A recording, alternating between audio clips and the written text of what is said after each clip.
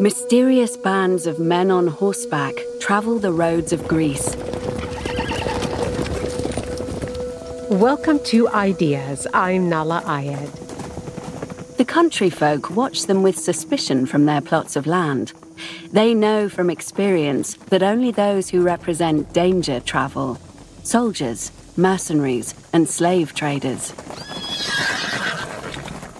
These mysterious men could easily reside within the pages of a novel. But this particular tale is no fiction. The horsemen ride on. For months, they have climbed mountains, traversed ravines, crossed valleys, forded rivers, and sailed from island to island. More than 2,000 years ago, in the 3rd century BCE, these men were enlisted by their king, Ptolemy I, to undertake a ruthless, violent mission. These are hunters in search of a special kind of prey that is silent, cunning, and vanishes without a trace. For all its silent cunning, this prey can neither run nor fight. Because King Ptolemy of Egypt hasn't sent his agents to defeat an army or an insurgency, he enlisted them to build a library. The Lord of the Two Lands, one of the most powerful men of his time, would sacrifice lives to obtain all the books in the world for his great library in Alexandria. He was chasing the dream of an absolute, perfect library, a collection that would gather together every single work by every single author since the beginning of time. Today, the Library of Alexandria is remembered as one of the great wonders of the ancient world. But it arguably housed an even greater wonder: the book. The book has withstood the test of history. In the words of Umberto Eco, the book belongs to the same category as the spoon, the hammer, the wheel, or a pair of scissors. Once invented, these things cannot be surpassed. The invention of the modern book unfolded over thousands of years, from the papyrus scrolls coveted by King Ptolemy to the cover-bound tomes that fill our libraries today. We take it for granted, but if we weren't so used to it, I think we will think about it as a miracle, as something magical. Now, Spanish author Irene Vallejo has documented that remarkable history with a remarkable book of her own, Papyrus, the Invention of Books in the Ancient World. Your latest work is a work of history, but at its heart, Papyrus is a love letter to books. There's a reverence in the way you write about books. In a way, it's almost spiritual. Where does that come from? It comes from my childhood. My parents were both great readers, and ever since childhood, I remember our house as simply being invaded by books in every corner, in every room. And even before I could read, I felt a precocious curiosity for those pages that seemed to me like sheets of paper with rows of tiny black insects running across. The pages of books looked like ant hives that only the grown-ups knew how to decipher. And I remember as a little girl, I used to think that some kind of magic was involved when it comes to books. My favorite definition of what books really mean is our victory against silence, distraction, and oblivion.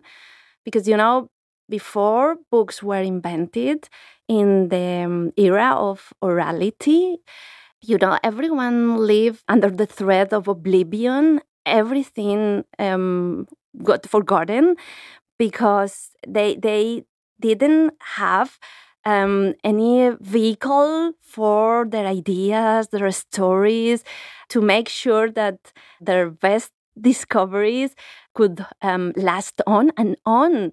And that's what books have given us, really. This sense of continuity among generations, among centuries, and the guarantee that our best ideas, our best discoveries, our best poems and stories could be safeguarded.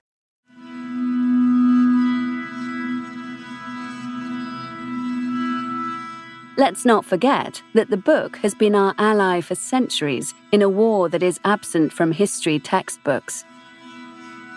The struggle to preserve our most valuable creations, words which are scarcely a puff of air, the stories we tell to give meaning to chaos and to survive it. The true, false, always provisional knowledge we scratch across the hard rock of our ignorance.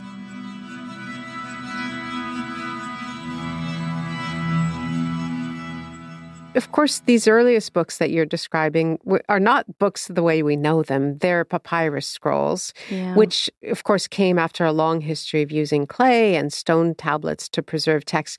Can you describe what these scrolls were like as they would have been used and read and appeared more than 3,000 years ago? Papyrus scrolls were completely different to our books nowadays. Papyrus scrolls were like long strings of vegetable material from reeds that grew on the banks of the Nile. And they made these long strings, the sheets of papyrus and long strings, and they roll them up. And you needed both hands to handle the scrolls.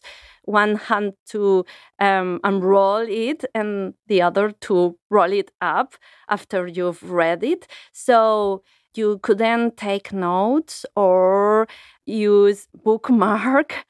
But at the moment when papyrus scrolls were first invented, they played an essential role, and they were crucial discovery at a time when the preservation and transmission of culture was an extraordinarily difficult endeavor to carry out.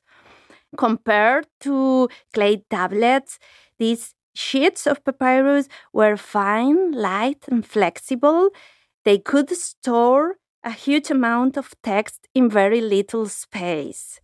So, for instance, an average size roll could contain a Greek tragedy, or one of Plato's dialogue, or a book of the gospel. And that represented a huge leap forward in the effort of preserving together works of thought or imagination or philosophy.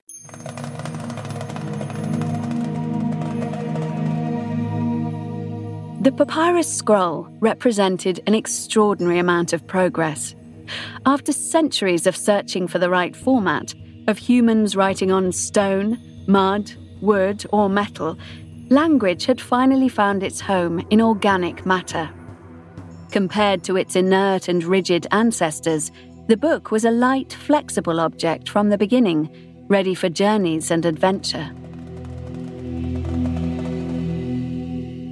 You talked about the way in which people would be reading a book that is a scroll. I wonder how it sounded differently than the way we read today. Yeah, well, we tend to think that human beings have read the same way since the very beginning of books, but that's not the case. And at the very beginning, books were just like memory aids. The norm was reading aloud to yourself or to others. And when a book was read, there were usually witnesses, and public readings were common because not everyone was able to read. I love the idea of listeners as witnesses to the book reading, as if it's a unique event. Yeah, it was for them, really. It was a unique event, and sometimes the only window they could open to knowledge, to the stories of the past, to their identities.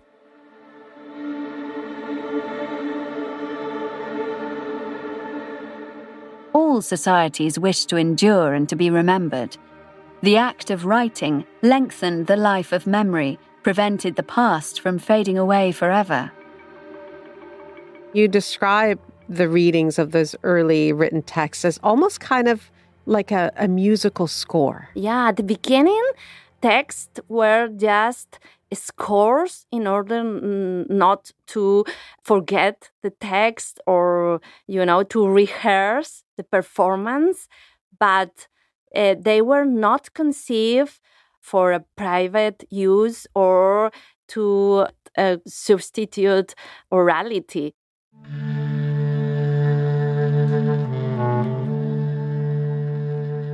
Like a jazz musician who takes a popular tune and embarks on a passionate improvisation without a score, the bards played with spontaneous variations on the songs they'd learned. Writers had to choose the most beautiful possible version of the songs to survive all others. Until that moment, the oral poem was a living organism that grew and changed. But writing would calcify it. Elevating only one version of the story meant sacrificing all others, but at the same time, it meant saving it from being destroyed and forgotten.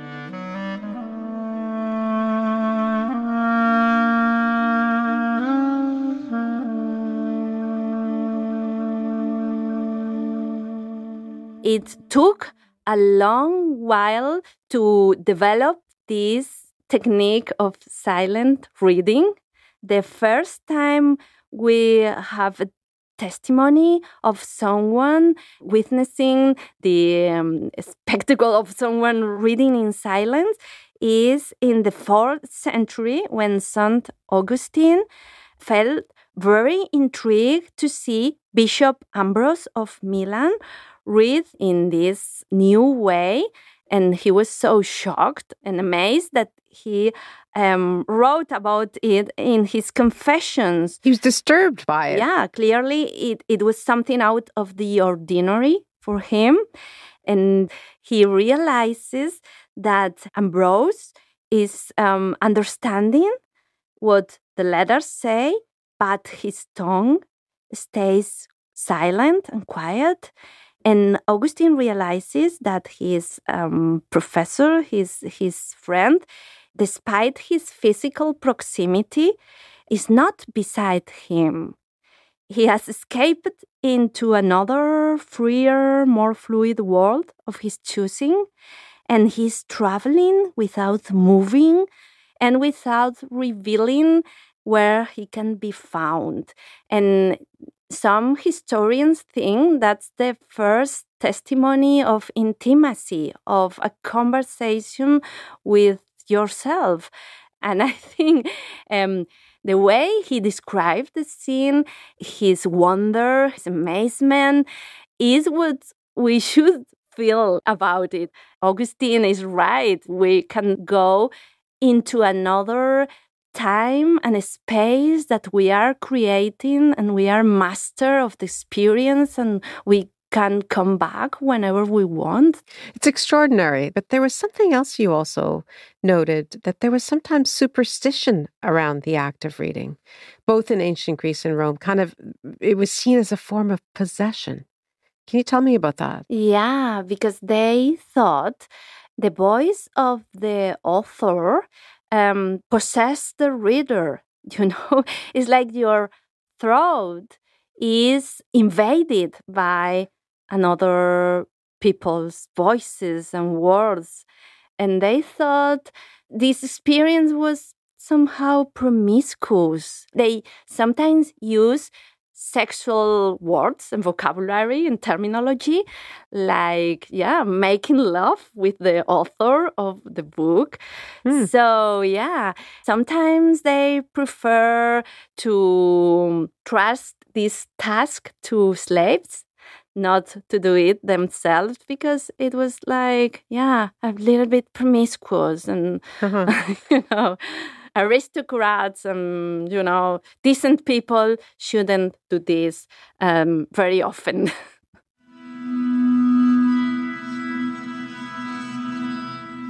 I like to imagine our ancestors savoring the excitement of capturing their thoughts for the first time when they discovered that love, hate, terror, discouragement, and hope could be put in writing. I want to change the channel slightly and go to Alexandria with you. Mm-hmm.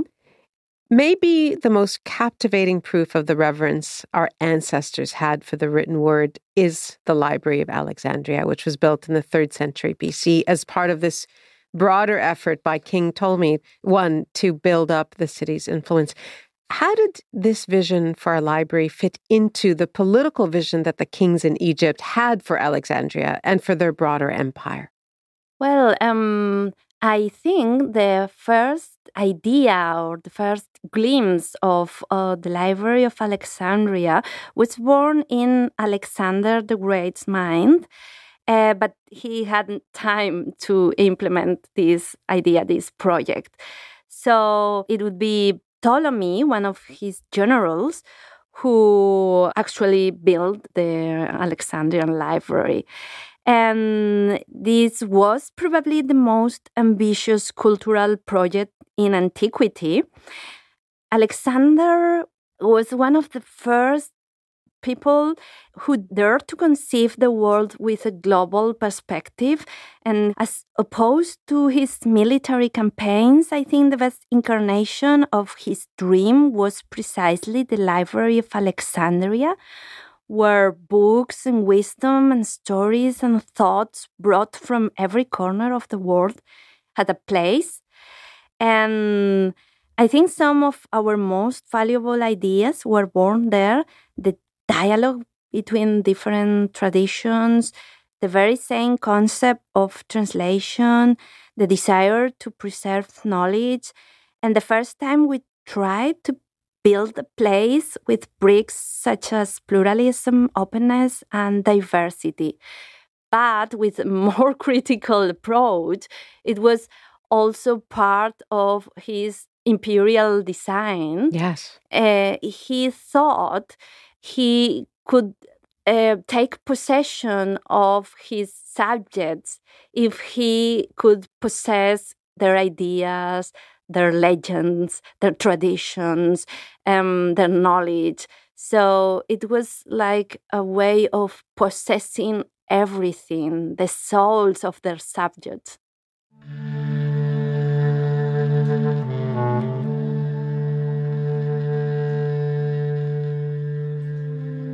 It might have been the last and only time, there in the 3rd century BC, that the dream of gathering all the books in the world, without exception, in a universal library, could become a reality.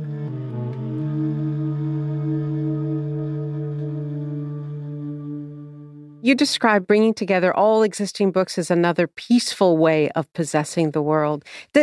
I wonder if this library in some ways represents a kind of utopian ideal for you. Yeah, it's utopian, also a little bit megalomaniac as well. But yes. It was the first time when someone tried to do such a thing. Alexander and Ptolemy were not just interested in the text of their own culture, but they tried to gather everything what was written or published or thought since the beginning of history. So yeah, it was so ambitious. But at the same time, it is a cosmopolitan scheme, and that changed the world in a consistent way, I think.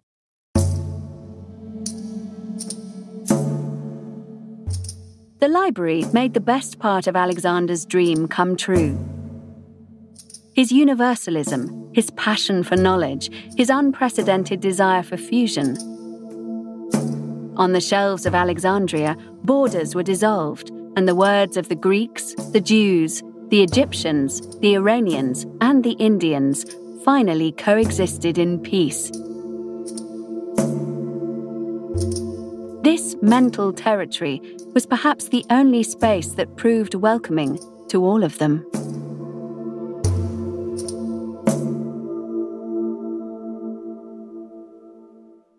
You also, as you say, in contrast to a utopian ideal, there was a good degree of violence in setting it up. Yeah. Can you talk about what the lengths that were gone to, by Ptolemy and his successors in their efforts to build the library's collections? Yeah, if you have to cut a throat in order to get a valuable book, there were no doubt about it. That was okay. Yeah, that was okay. They were kings trying to show off their power, and it was a display of their ability to conquer other territories and possess their books, their art, their imaginaries, their identities.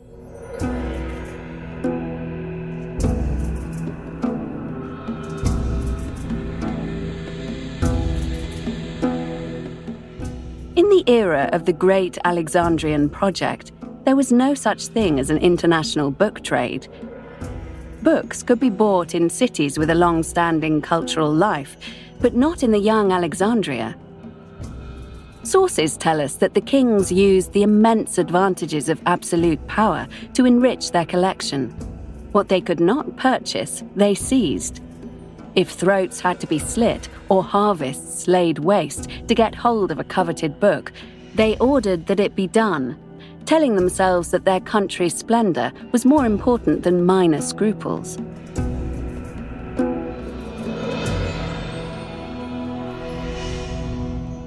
This collection was one of the 7 wonders of the ancient world, but most of its contents, as many listeners would know, are lost to history after a long cycle of fire and destruction, including the legendary blaze of the 1st century BC that has been attributed to Julius Caesar, although not everyone believes that.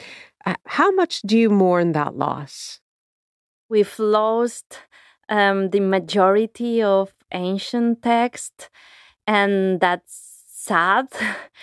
But I would put it all the way around and say that those texts were doomed to extinction and to disappearance, because every text before the invention of printing press was destined to disappearance unless a lot of effort and funds and passion was acting in the other direction. So, yeah, I think it's miraculous that we have this 1% of text from 2,000 years ago.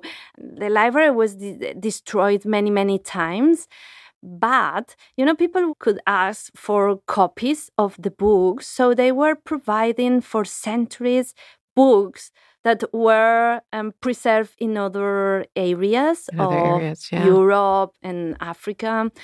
So, yeah, maybe the books that ended up in Roman libraries and then in abbeys and monasteries in Middle Ages came from the Library of Alexandria. And yeah, there is this kind of chain that could have been broken anytime, but somehow this essential text survived.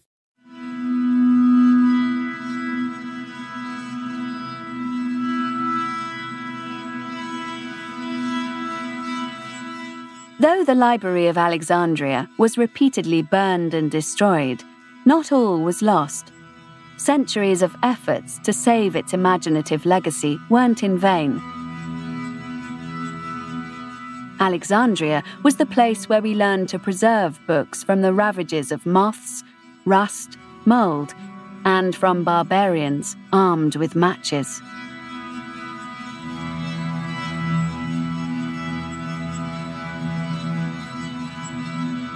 You're listening to Ideas and to my conversation with Irene Vallejo, author of Papyrus, The Invention of Books in the Ancient World. Ideas is a podcast and a broadcast, heard on CBC Radio 1 in Canada, on U.S. Public Radio, across North America on Sirius XM, in Australia on ABC Radio National, and around the world at cbc.ca/ideas. Find us on the CBC Listen app and wherever you get your podcasts. I'm Nahlah Ayed. The great innovation of the scholars at the Library of Alexandria has little to do with their love of the past. What made them visionaries was their understanding that Antigone, Oedipus, and Medea, those beings made of ink and papyrus in danger of being forgotten, should travel through the centuries, that millions of people still unborn should not be deprived of them, that they would inspire our rebellions, that they would remind us how painful certain truths can be. For the first time, they considered the rights of future generations, like us. The ancient Library of Alexandria was a grand testament to the power of knowledge. But knowledge, like books, can be fragile. The invention of books was perhaps the greatest triumph in our tenacious struggle against destruction. With their help, humanity has undergone an extraordinary acceleration of history, development, and progress. Books have a voice, and when they speak, they save eras and lives. That voice continued long after the Library of Alexandria had fallen silent. Books, like the ideas they fomented, continued to evolve over the centuries, unlocking new realms of intellectual thought and artistry at every step. But as author Irene Vallejo reminds us, none of that progress was inevitable.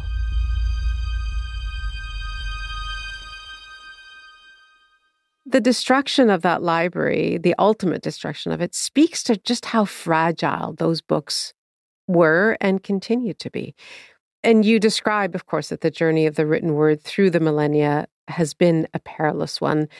Papyrus was incredibly fragile and susceptible to the elements, and it took until the 2nd century BC for a more durable bookmaking material to emerge, which was parchment. And its invention was also far from inevitable. Can you tell the story briefly of how parchment came to be, to come into use? Yeah. As far as we know, the pharaohs of Egypt set the price for papyrus, the 8 types of papyrus that were available on the market. And just as with our modern oil exporting countries, they would sometimes raise prices to abusive levels. And there is a story that one day King Ptolemy V cut off the supply of papyrus to the kingdom of Pergamon in what is today Turkey. And this embargo triggered a huge breakthrough, because in Pergamon, they responded by perfecting an old Eastern technique of writing on leather, a practice that had been not usual till then. And parchment was made with calf or sheep or goat hides, and it required a long production process, but the crucial advantage was it could be made everywhere. You just needed animals. Parchment was more resistant, light, and papyrus was very fragile when it comes to humidity in atmosphere, and parchment is much more resistant. So the life expectancy of books increased with parchment. Yeah, it did. On the other hand, as you were noting, parchment is actually made of livestock skin. Yeah. And that, while, available, required cruelty. Yeah. And sometimes the procedures were particularly cruel. For instance, they forced abortion in order to use the high quality hides of unborn creatures. Oh my God. So it was really appalling. The parchment for aristocrats or for kings, emperors and popes were made with these high quality hides that require this kind of cruelty. So yeah. It's an example of culture and cruelty linked together.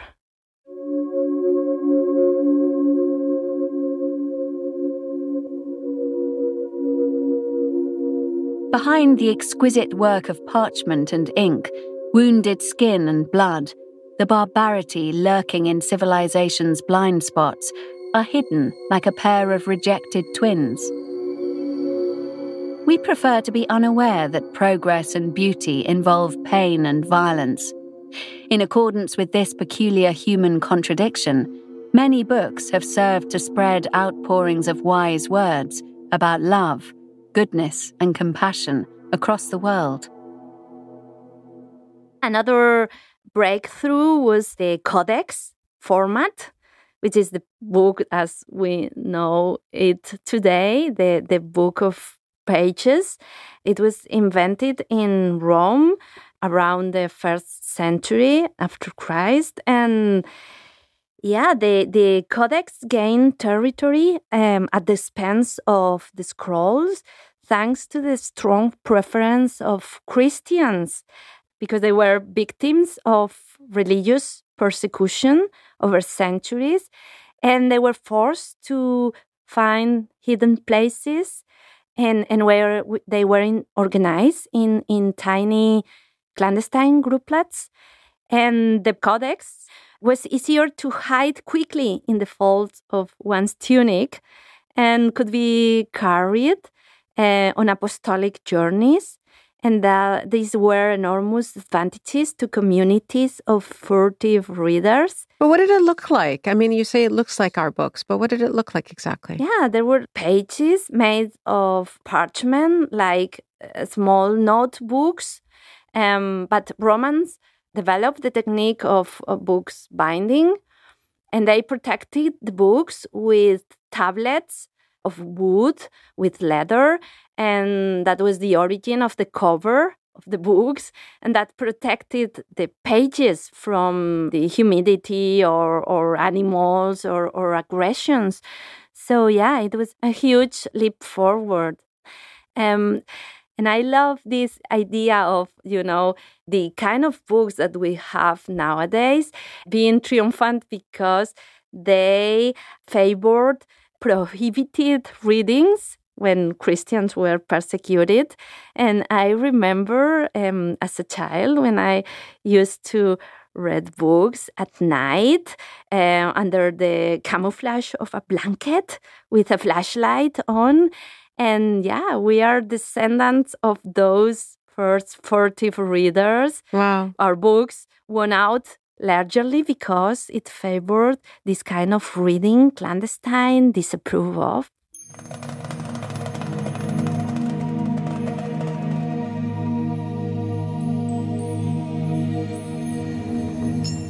In every era, censors risk producing the opposite of their desired effect. Their great paradox is that they draw attention to the very thing they intend to suppress. Tacitus wrote, "They are foolish, those who believe that they can, with their temporary power, extinguish the memory of events in those who come after them. On the contrary, talents that are punished only grow more revered. And those who act severely achieve nothing but their own dishonor and the glory of those they punished."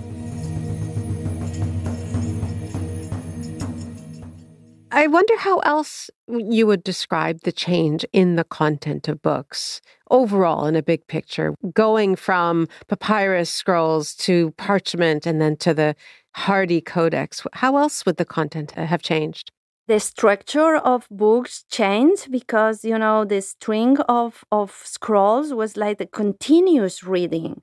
And pages are like units of reading. So it's a different way of conceive the speech and the arguments and the way we express ourselves. What about the topics? The topics also, because scrolls deteriorated if the strip was too long. So the works of art tend to be shorter. With codices, you could write longer text and be sure that they would be preserved together and there wouldn't be dispersion of the part of the text. And also the architecture of books changed. At the very beginning, there was no space between words. Oh, wow. And they didn't have paragraphs. It was like continuity of letters, and it was difficult to decipher the text. The idea was you was going to read it aloud to yourself, and then by reading it aloud, you will hear the text and then understand it. Right. But the structure, the architecture of the book inside was changing and making it easier to travel through the pages with paragraph and punctuation, chapters and index. So it was easier to find a particular passage you are interested in or read parts of the books and not the whole of the work. So many things changed.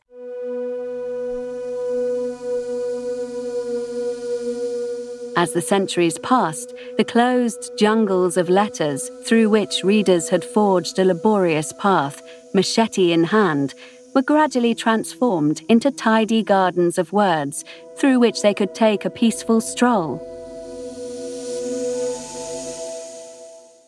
You suggest that books, particularly codices, which were more easily and reliably copied and transported across large distances, that they opened up new potential for subversive thought in societies of the time.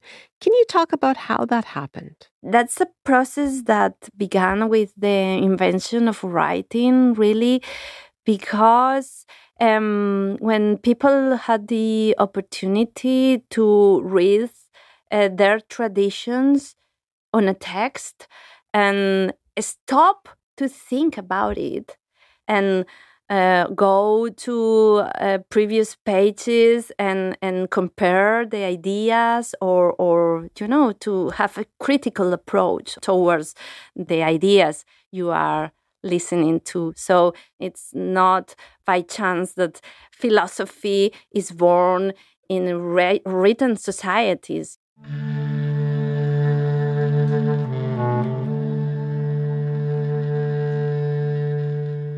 For many beyond the circles of government and far from the guardians of orthodoxy, writing gave access to traditional stories for the first time.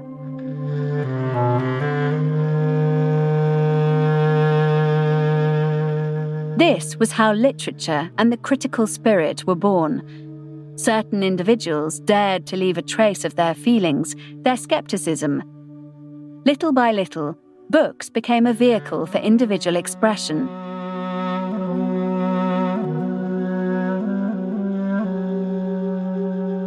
So, just to take you back to this era that we're talking about, the most popular books that went on to become literary classics that we know today, like Plato's The Republic and the works of Seneca and Homer, why do you think these classics hold such lasting appeal? I like to emphasize that the books that have survived are not random books. They were the most loved books in antiquity. And they made huge efforts to guarantee their survival, multiplying copies and having them in public libraries, studying them in schools. So they are really the core of their literature and their preference, of course. This selection is biased by their prejudices.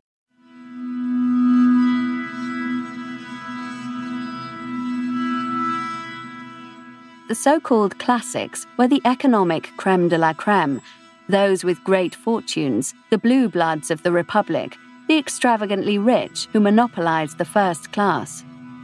The word reached literature as a metaphor, translating an obsession with business to art, Some critics decided that there were first-class authors, in other words, reliable and solvent writers to whom one could lend attention and in whom it was advisable to invest time. At the other end of the hierarchy were the proletarian writers, poor papyrus smudgers with neither property nor patrons.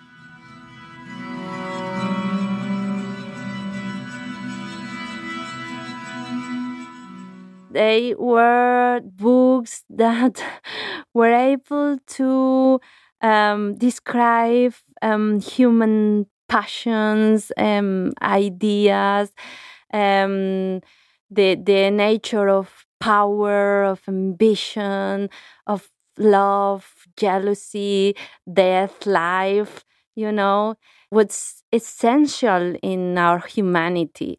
And that's important to emphasize this, because maybe sometimes a book can become a classic because it's on the interest of an emperor or a king. But this kind of political propagandistic classics died soon because the next generations were not interested in this kind of messages or books. So books that have become long-lasting classics are these kind of books that have been loved and deemed relevant and essential and crucial throughout the generation and throughout the centuries. And when we read Plato or Aristotle or the Tragics or Seneca or Tacitus nowadays, we feel they captured something that is essential in our societies. For instance, we read the tragedy about Trojan women, and they weep our lamentations about war, and you read these texts and you feel they are talking about the wars that are taking place nowadays. And, the Odyssey talks about adventure and danger and home and family and longing for another life. I think these books manage to capture in an astonishingly beautiful way what does it mean to be a human being on this world.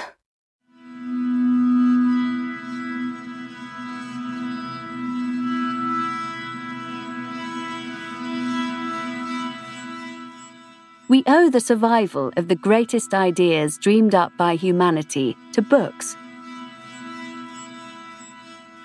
Without them, we might have forgotten that handful of reckless Greeks who decided to give power to the people and called that bold experiment democracy.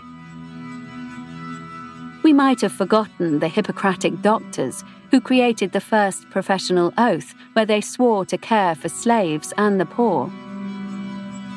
We might have forgotten Aristotle, who founded one of the earliest universities and told his students that the difference between a wise man and an ignorant one is the same as the difference between a live man and a dead one.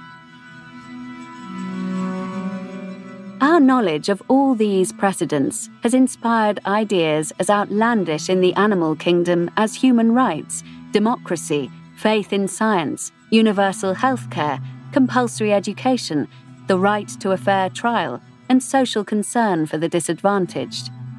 Who would we be today if we had lost the memory of all these discoveries, just as we lost the languages and wisdom of the Egyptian and Mesopotamian civilizations for centuries?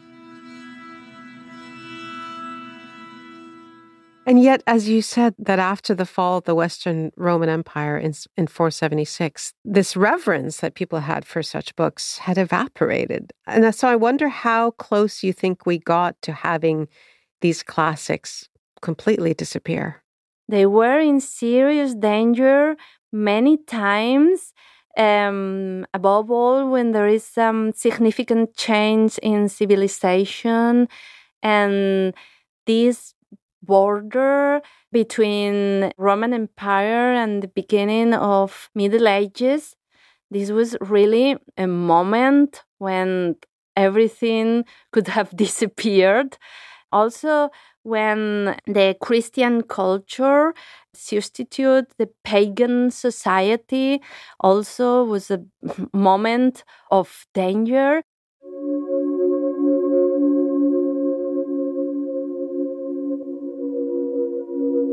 Between the soldiers' torches and the slow and secret labour of moths, the dream of Alexandria was once again imperilled. Until the invention of printing, millennia of knowledge remained in the hands of very few people who embarked on a heroic and almost implausible rescue effort. But people of the new societies felt their roots, their ideas, their origins were in those books, and they developed ways to save them, to safeguard them. Libraries in monasteries or abbeys preserve those books, even if sometimes were contradictory with Christian religion, and some of them were considered immoral or dangerous. And then when Muslims conquered Egypt and other areas of the Roman Empire, also everything was in danger. But Muslims were so interested in Aristotle and other classics, and they translated them into Arabic. So yeah, it's like a long road of knowledge, and somehow this text, so fragile, found a way to survive, because many people fall under the spell of this text. Yeah. As you say, it has been a journey with many perilous moments. And I just want to ask you this.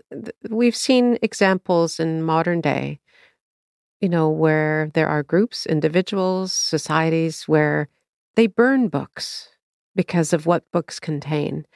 I wonder given the history that you know and what you just recounted to us, what goes through your mind when you hear stories like that? It's true. Books have been attacked and destroyed and burned since the very beginning of history. And maybe we thought democratic societies have stopped this kind of behaviors, but that's not the case. Books are attacked, or writers are stabbed, or, it's unbelievable, but it's still going on. This persecution against books, because the free circulation of books implies freedom of speech, freedom of conscience, and that's something that has always had many enemies in societies.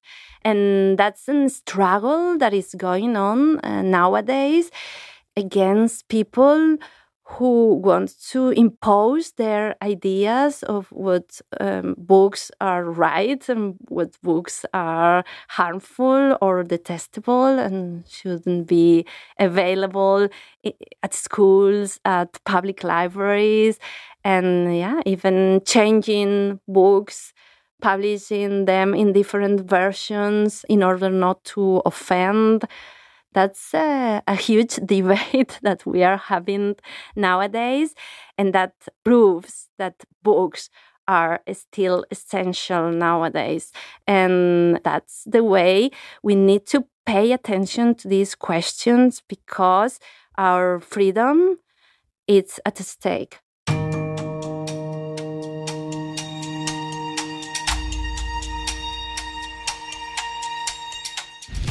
In different eras, we have experimented with books made of smoke, of stone, of earth, of leaves, of reeds, of animal skin, of rags, of trees, and now of light, the computers and e-books of today. The actions of opening and closing a book, or of travelling through the text, have varied. They have taken many shapes, but what's indisputable is the overwhelming success of their discovery. Books make us heirs to all stories, the best, the worst, the ambiguous, the problematic, the double-edged. Having access to all of them is vital for critical thought. It allows us to choose.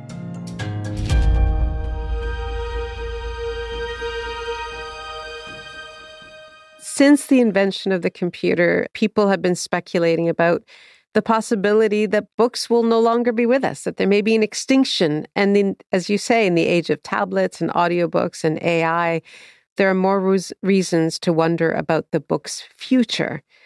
Do you think we will ever leave the physical paper-bound book behind? No, I don't think so.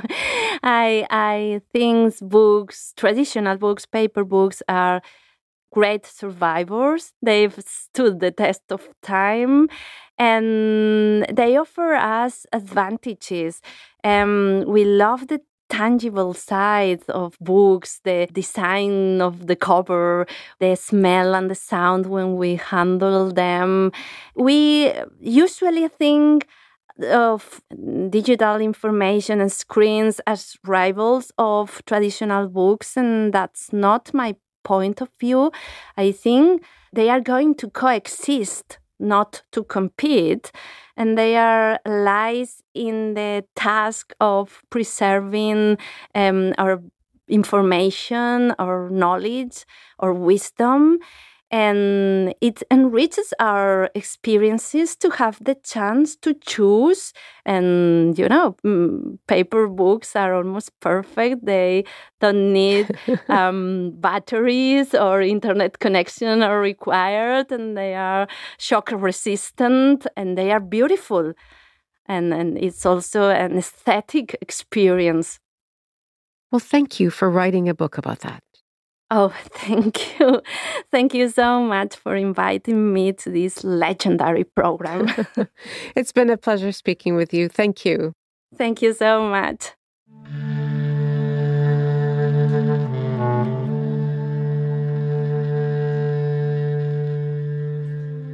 There is something astonishing about having managed to preserve the fictions first woven millennia ago. What is a story, after all? A string of words, a sigh. But humanity defied the absolute sovereignty of destruction by inventing writing and books. Somehow, the love of books forged an invisible chain of people who, without knowing one another, have rescued the treasure of the greatest stories, thoughts, and dreams throughout time. Forgotten men, anonymous women, people who fought for us, who fought for the hazy faces of the future.